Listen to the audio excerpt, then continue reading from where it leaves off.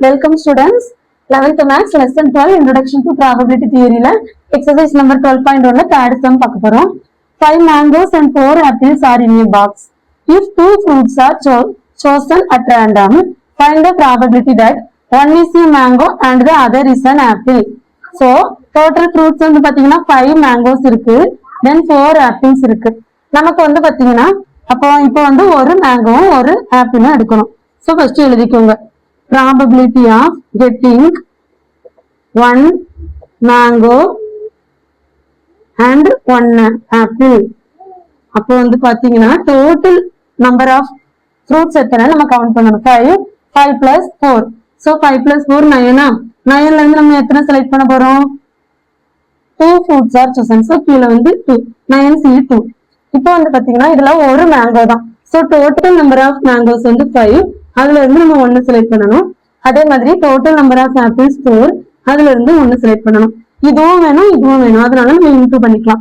So 5C1 ஓட value 5, 4C1 ஓட value 4, then 9C2 னா 9 into 8 divided by 2 into 1. So இப்போ நம்ம கேன்சல் பண்ணிக்கலாம். 1 2 is 2, 4 2s are 8, 1 4 is 4, 1 4 is 4. So answer என்ன வரும்?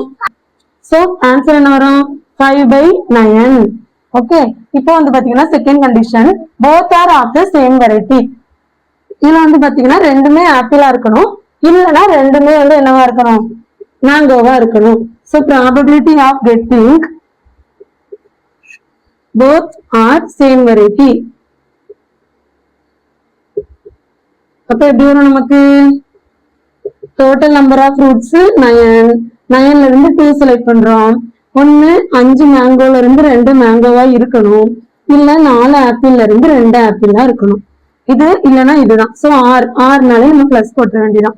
So 5 into 4 by 2 into 1 plus 4 into 3 by 2 into 1 by 9 into 8 by 2 into 1. இப்போ cancel பண்ணிட்டுலாம். 2 1 2 is 2, 2 2s are 4, 1 2 is 2, 2 2s are 4, 1 2 is 2, 4 2s are 8.